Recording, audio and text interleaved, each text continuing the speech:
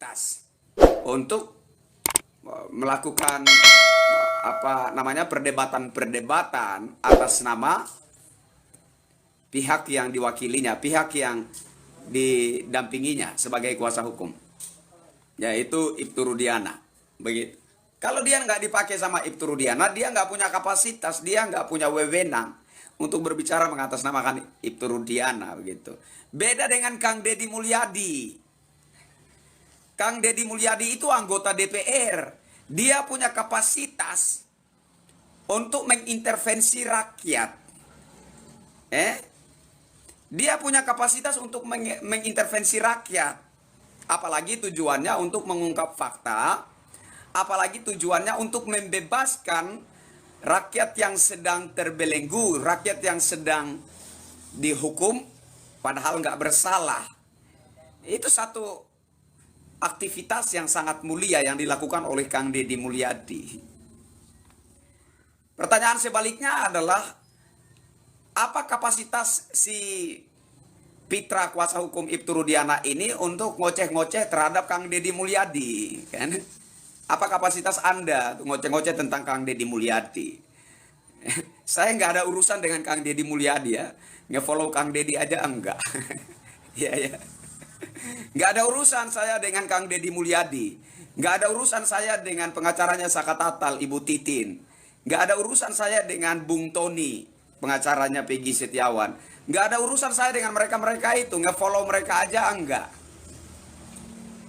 Kehadiran saya adalah bagaimana supaya masyarakat itu punya daya filter terhadap segala perkembangan, segala persoalan yang sedang berkembang di negeri ini. Kan begitu. Jadi kita mesti hadir sebagai tameng buat masyarakat agar masyarakat itu tidak mudah tergiring oleh narasi-narasi menyesatkan seperti narasinya si Pitra ini. Ya. Kita mesti berani muncul. Kita mesti berani tampil menjadi tameng bagi masyarakat. Agar masyarakat itu kemudian memiliki daya filter terhadap segala informasi, terhadap segala perkembangan yang sedang terjadi. Kalau nggak ada orang-orang kayak kita yang berani tampil, maka masyarakat awam akan mudah sekali tergiring dan disesatkan oleh narasi-narasi sesatnya si Pitra ini. Jadi kapasitas Kang Deddy Mulyadi itu jelas, dia anggota DPR. Dia wakil rakyat. Jangankan mengintervensi Peggy Setiawan, jangankan mengintervensi Saka Tatal, dan lain-lain yang saat ini masih menjalani hari-hari sebagai orang-orang hukuman. Jangankan mengintervensi Polri pun, mengintervensi Kapolri pun sebenarnya, ya, kalau mau barbar, Kang Deddy Mulyadi itu bisa. Wakil rakyat itu punya hak, punya kapasitas, punya wewenang untuk mengintervensi, untuk mengontrol. Nah, Komisi 3 DPR RI itu punya kapasitas, punya hak, punya wewenang untuk mengintervensi, meluruskan, mengontrol jalannya proses penegakan hukum di negeri ini. Dia punya kapasitas, dia punya kewenangan. Lalu Anda bertanya, apa urgensinya? Oh, sangat. Ya, dia sangat-sangat punya kepentingan di sini karena dia adalah seorang wakil rakyat. Begitu. Pertanyaan sebaliknya, si Pitra punya kapasitas apa untuk ngoceh-ngoceh terhadap Kang Deddy Mulyadi? Apa urgensinya si Pitra ini ngoceh-ngoceh terhadap Kang Deddy Mulyadi? Jadi kita tidak hanya menjustifikasi seseorang, tetapi kita juga harus mengoreksi diri kita. Ketika kita bertanya kepada seseorang, Anda siapa? Kita juga harus melihat diri kita siapa, begitu. Berbicara sebagai warga negara Indonesia, kita semua setara, berdiri sama tinggi, duduk sama rendah di muka hukum dan pemerintahan. Jadi ketika kita bertanya kepada seseorang, Anda siapa? Kita juga harus melihat dan mengoreksi ke dalam diri kita. Gitu. Kembali bicara tentang Kapolri Jenderal Listio Sigit Prabowo.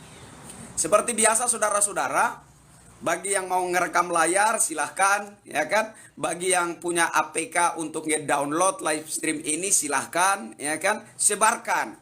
Jangan takut.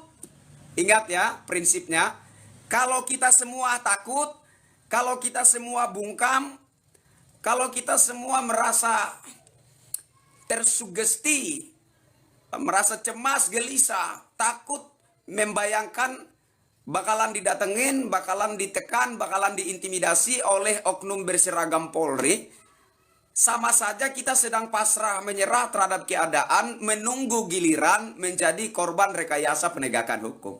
Makanya saya selalu teriak, jangan takut. Maki-maki itu salah. Menghujat, menghina, memfitnah, menyebarkan hoax, merendahkan harkat dan martabat seseorang itu salah. Dan itu bisa mengakibatkan diri kita itu dijerat oleh hukum. Selagi kita beropini, selagi kita menganalisa sesuatu proses hukum yang sedang berjalan, selagi kita mengutarakan pendapat-pendapat, mengutarakan keresahan hati sebagai rakyat, nggak ada yang salah.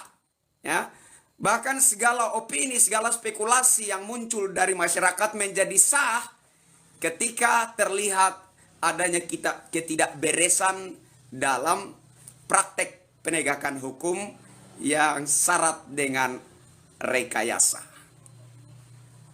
Segala opini masyarakat menjadi sah, segala spekulasi masyarakat menjadi sah.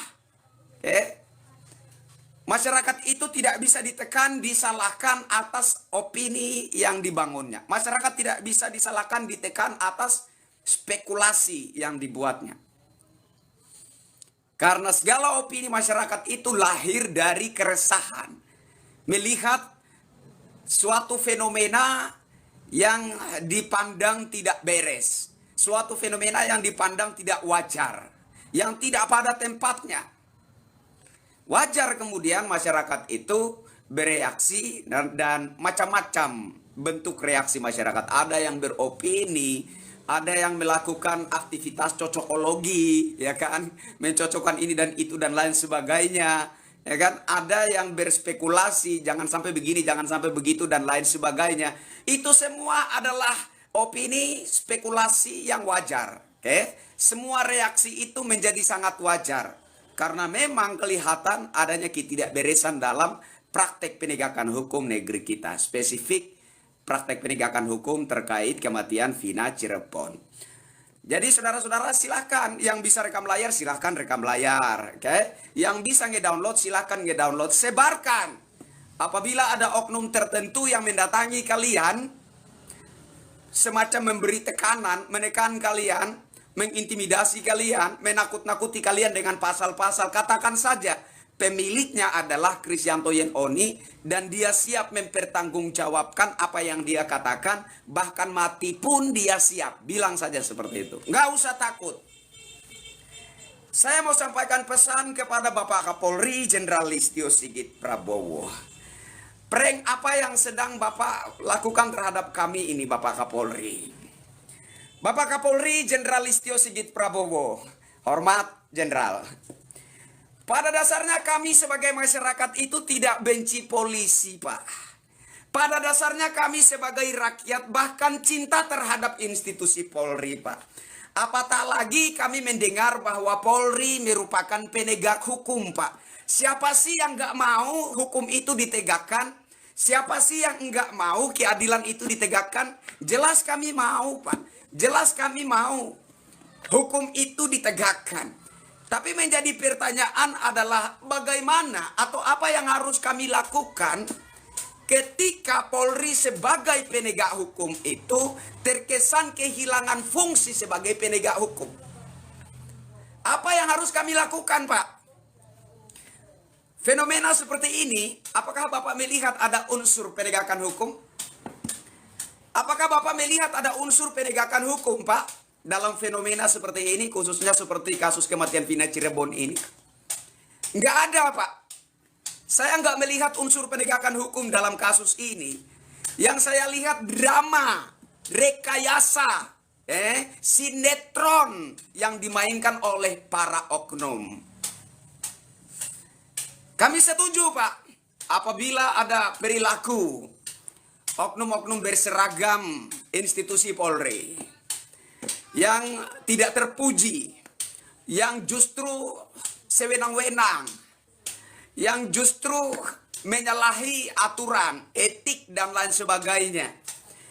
Kami sadar, kami pun mengakui bahwa itu adalah oknum, perilaku oknum. Tetapi Pak, kalau kita sudah sepakat bahwa itu adalah oknum, selanjutnya dari itu kita juga harus sepakat bahwa oknum-oknum seperti itu yang menodai citra institusi Polri merupakan sampah dalam institusi, dan sampah itu layaknya dibersihkan. Sampah itu layaknya disingkirkan dari institusi agar citra institusi itu menjadi bersih, terpuji, mulia, dikagumi, dan dihormati oleh rakyat. Semestinya kan begitu Pak Jenderal. Dalam institusi kalau ada sampah, ya sampah itu disingkirkan Pak, supaya institusi itu bersih, kan begitu semestinya. Tapi kalau Bapak itu tidak berani, terkesan tidak tegas, terkesan tidak punya niat untuk membersihkan institusi itu daripada sampah-sampah, artinya Bapak dalam keadaan sadar memelihara sampah-sampah dalam institusi, kan begitu Pak. Artinya Bapak Kapolri Jenderal Listio Sigit Prabowo secara sadar memelihara sampah-sampah dalam institusi Polri. Nah, di sini yang kemudian membuat kami itu resah dan gelisah Pak Kapolri. Wajar kalau sebagai rakyat itu kami resah dan gelisah. Sampai kapan fenomena ini akan terus menjadi tontonan bagi kami rakyat Indonesia? Sampai kapan kami harus bersabar menunggu hingga institusi Polri betul-betul tampil sebagai penegak hukum? Sampai kapan kami harus menanti-nantikan Polri akan tampil betul-betul sebagaimana yang diamanatkan oleh undang-undang, sebagaimana yang diamanatkan oleh negara, yaitu sebagai penegak hukum, bukan mafia hukum, bukan pemain hukum, bukan penindas rakyat, bukan untuk menghukum rakyat yang tidak bersalah. Ada satu filosofi, ya, lebih baik negara tidak menghukum 1000 orang yang bersalah. Ini menarik sekali saya dengar ini ya. Jauh lebih baik negara tidak menghukum 1000 orang yang bersalah ketimbang menghukum 1 orang yang tidak bersalah. Ini bagus sekali filosofi ini. Lebih baik negara tidak menghukum 1000 orang yang bersalah. Saya ulangi. Lebih baik negara tidak menghukum 1000 orang yang bersalah ketimbang negara harus menghukum 1 orang yang tidak bersalah. Bisakah ini dijadikan prinsip dalam segala praktek penegakan hukum negeri kita? Bisakah ini dijadikan prinsip oleh Kapolri Jenderal Listio Sigit Prabowo? Bisakah ini dijadikan prinsip oleh oknum bajingan bernama Ibtu Rudiana? Negara tidak boleh menghukum orang dengan semena-mena. Ada lebih baiknya negara tidak menghukum 1000 orang bersalah daripada negara harus menghukum 1 orang yang tidak bersalah. Ini bukan 1 orang Pak, 7 orang bahkan 8 orang Pak. Berbicara tentang kejanggalan, jelas janggal. Ini mesti kita bicarakan, mesti kita suarakan. Berulang-ulang tidak apa-apa. Sampai mereka merasa terganggu, sampai mereka betul-betul memunculkan cahaya daripada institusi Polri itu, yaitu penegakan hukum. Selama belum ada upaya nyata memunculkan sinar terang institusi Polri sebagai penegak hukum, maka kita tidak boleh pasrah menyerah. Kita harus terus-menerus bersuara, berteriak, hingga para petinggi dalam institusi itu merasa terusik, kemudian melakukan langkah-langkah nyata pembenahan ke arah yang lebih baik lagi, mengembalikan Polri kepada tupoksinya, yakni penegakan hukum, untuk mempersembahkan keadilan yang hakiki bagi rakyat Indonesia. Nah, ketika institusi Polri yang oleh undang-undang diberi amanat untuk menegakkan hukum kehilangan fungsinya sebagai penegak hukum, lalu apa yang bisa kami harapkan sebagai rakyat dari institusi tersebut? Bapak Kapolri Jenderal Listio Sigit Prabowo, mohon maaf, mohon ampun Pak, saya Kristianto Yen Oni lebih mendukung TNI. Saya Kristianto Yen Oni, apabila ada aksi nanti saya akan berorasi di sana. Saya juga ingin menyuarakan kepada para anggota DPR agar segera merancang undang-undang dui fungsi TNI. Saya lebih percaya ketika TNI yang melakukan segala aktivitas sidik menyidik. Lebih bisa dipercaya akan memunculkan kebenaran, Pak. Kebenaran faktual, Pak. Bukan kebenaran rekayasa, Pak. Berbicara tentang rekayasa itu jelas sekali. Ketika kasus Vina Cirebon ini berubah dari kasus kecelakaan menjadi kasus pembunuhan, berawal dari keterangan Ibtu Rudiana yang menyatakan ada bekas pukul menggunakan bambu dan ada bekas tusuk samurai. Keterangan Ibtu Rudiana inilah yang membuat kasus kecelakaan berubah menjadi kasus pembunuhan. Ini rekayasa pertama. Tahap-tahap selanjutnya sudah pasti dipengaruhi oleh keterangan Ibtu Rudiana. Tahap-tahap selanjutnya dari proses ini sudah pasti dipengaruhi oleh keterangan Ibtu Rudiana ini. Jadi yang mengawali kasus pembunuhan adalah keterangan Ibtu Rudiana. Informasi awal kasus ini adalah kasus kecelakaan. Sumber informasinya adalah kepolisian. Kemudian kasus ini berubah dari kasus kecelakaan menjadi kasus pembunuhan. Sumber informasinya pun berasal dari pihak kepolisian.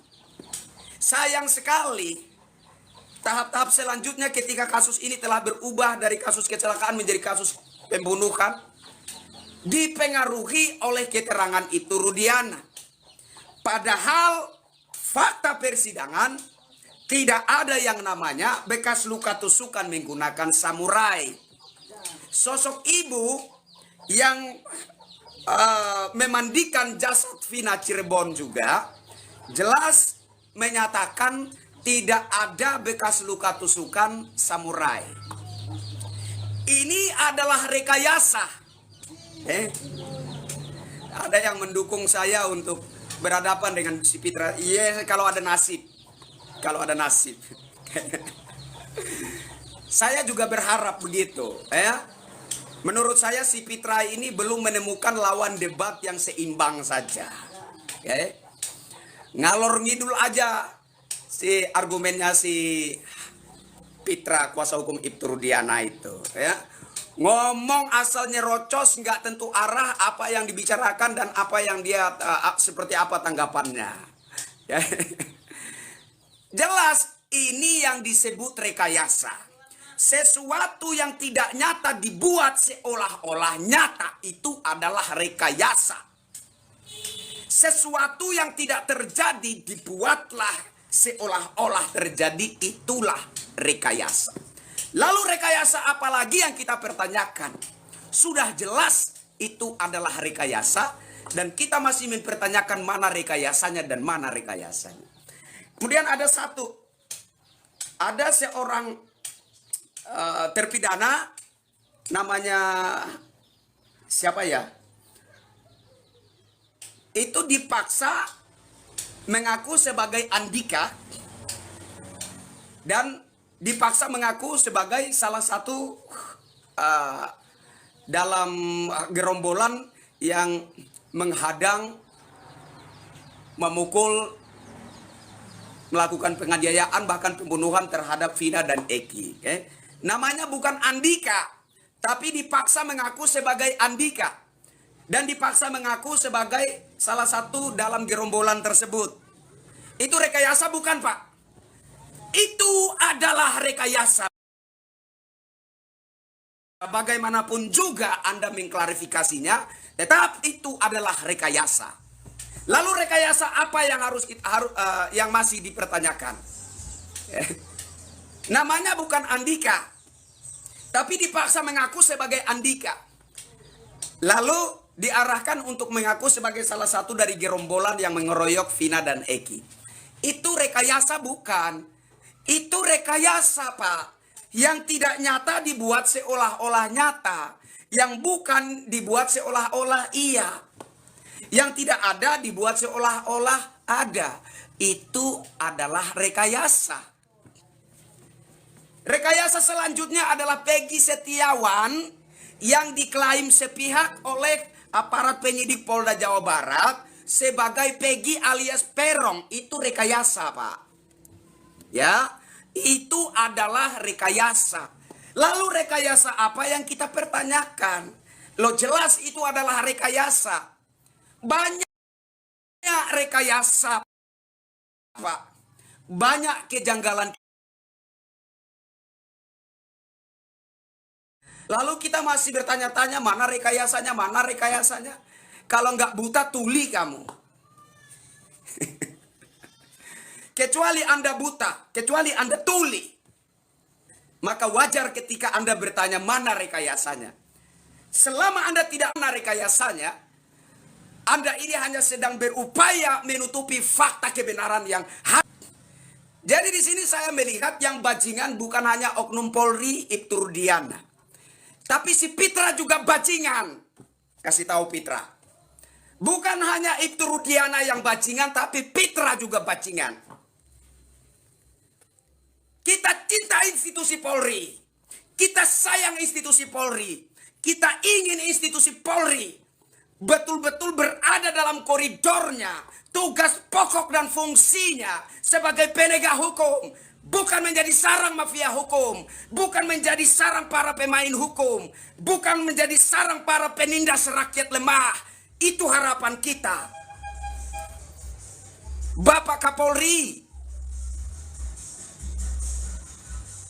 Kapolri Jenderal Listio Sigit Prabowo ini memang benar-benar gak punya malu. Sempat-sempatnya rakyat Indonesia itu diprank.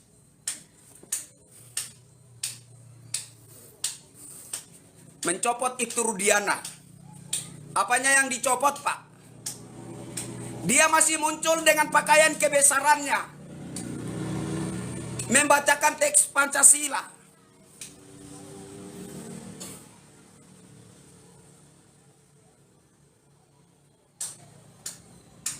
Udah gitu baca sila keempat Pancasila masih. Saya berani deh. Kalau ada lomba, Ibtu Rudiana sama anak saya deh, kelas 1 SD, lomba menghafal Pancasila. Kerakyatan yang dipimpin oleh hikmat kebijaksanaan dalam permusyawaratan katanya. Bukan permusyawaratan tapi dalam permusyawaratan katanya. Oh Pak wajar saja. Karena Anda tidak hafal Pancasila Pak. Wajar. Kemudian kelakuanmu tidak sesuai dengan Pancasila. Saya merasa sangat wajar ketika perilaku dari oknum Polri bernama Ibtu Rudiana tidak sesuai dengan Pancasila. Terbukti ketika dia baca Pancasila, sila keempatnya belepotan. Seharusnya dia juga belepotan di sila kedua, kemanusiaan yang adil dan beradab. Emang si Ibtu Rudiana punya kemanusiaan. Emang dia punya perilaku yang adil dan beradab. Saya nggak melihat itu tuh.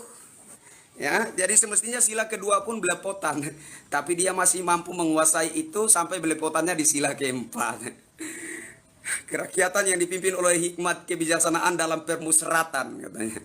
Wajar Pak Anda tidak hafal Pancasila. Karena memang sebenar-benarnya perilaku Anda tidak mencerminkan Pancasila itu. Sangat wajar. Kapolri Jenderal Listio Sigit Prabowo. Masih sanggupkah Bapak duduk di sana tanpa tahu apa yang namanya malu? Jenderal hormat. Saya ulangi Jenderal. Kami cinta institusi Polri. Kami butuh institusi Polri. Tapi Polri sebagai penegak hukum. Bukan Polri sebagai sarang mafia hukum. Kami butuh Polri Pak. Tapi Polri sebagai penegak keadilan bagi rakyat, bukan sebagai penindas rakyat lemah yang tidak berdaya. Kami cinta Polri, kami sayang Polri. Polri milik rakyat, Polri milik negara. Dibutuhkan oleh negara, dibutuhkan oleh rakyat. Yang kami benci adalah para penjahat bajingan berseragam Polri. Yang membuat kami resah, yang membuat kami gelisah, yang membuat kami muak adalah para penjahat bajingan berseragam Polri. Sampaikan ini kepada Bapak Kapolri. Kami benci terhadap para penjahat bajingan berseragam Polri. Katakan. Ini yang membuat kami resah, ini yang membuat kami gelisah, ini yang membuat kami muak dengan segala fenomena praktek penegakan hukum ini. Gak usah tanggung-tanggung kita ya. Bapak Kapolri, hormat. Tunggu kedatangan saya. Tunggu kedatangan saya, Pak.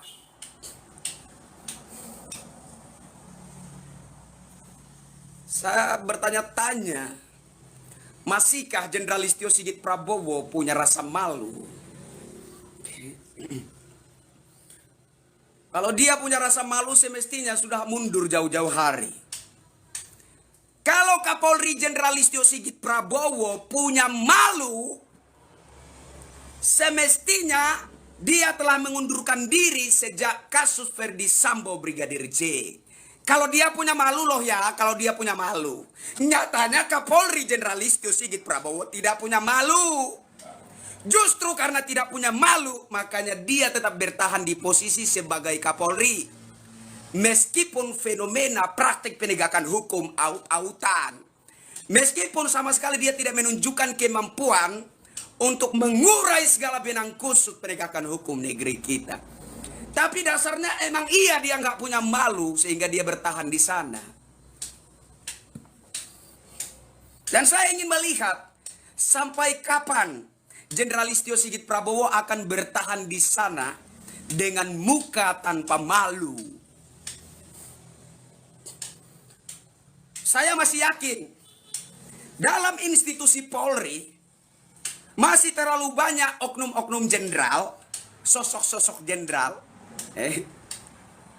yang baik hati, yang punya niat yang tulus menegakkan hukum, mempersembahkan keadilan bagi rakyat.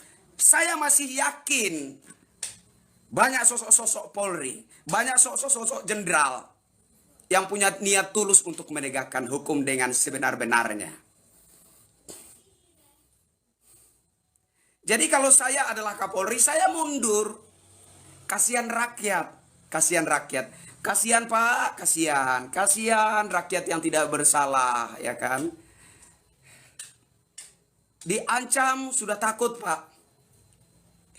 Dibentak sudah takut Pak. Sudah gemeteran Pak.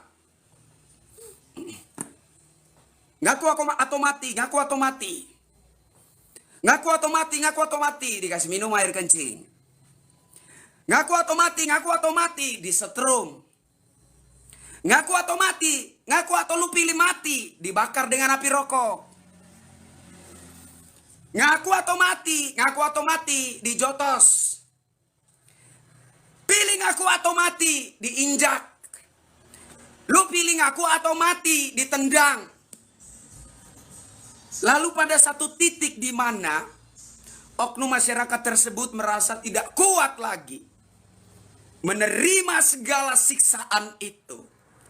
Dia akhirnya berpikir, loh kalau saya tetap nggak mau ngaku, lalu saya mati konyol, gimana? Saya nggak mau mati konyol. Karena nggak mau mati konyol, pilihan terakhirnya, yuk wes saya iyain aja. Saya ngikutin aja apa yang dia mau. Saya ngaku aja iya benar saya melakukannya. Agar bebas dari segala siksaan keji itu. Agar bebas dari segala penganiayaan yang dilakukan oleh oknum-oknum bajingan itu. Aris Papua, kemarin ada orang yang bilang sama saya, ada saudara yang komen, itu si Aris Papua itu harus diprotes. Namanya nggak boleh pakai embel-embel Papua itu. Mencemari, merendahkan harkat dan martabat Papua, Anda pakai embel-embel Papua di namamu. Sejelek-jeleknya kami orang Indonesia Timur, tidak sebusuk hati Anda, si Aris. Oke? Sehitam-hitamnya kami, sekeriting-keritingnya kami, hati kami tidak sebusuk hatimu, Aris. Oknum bajingan itu. Satu lagi si Gugun. Ya. sejelek-jeleknya orang Indonesia Timur, sekeriting-keritingnya, sehitam-hitamnya orang Indonesia Timur, hatinya enggak busuk kayak comberan, hatinya enggak busuk kayak septiteng, kayak hatinya si Aris dan Gugun itu. Sejelek-jeleknya kami orang Indonesia Timur, hati kami itu enggak busuk kayak comberan, hati kami itu enggak busuk kayak septiteng, kayak hatinya Ibtu Rudiana, yang dengan tega-teganya menghukum masyarakat. Masyarakat yang tidak bersalah. Terkadang binatang, Pak, binatang saja bisa berperilaku baik. Binatang pun kadang-kadang bisa berperilaku baik yang menyentuh hati kita, menyentuh perasaan kita. Kadang-kadang binatang pun kelihatan perilaku yang baik, Pak. Menyedihkan sekali ketika kita membayangkan si oknum bajingan berseragam Polri bernama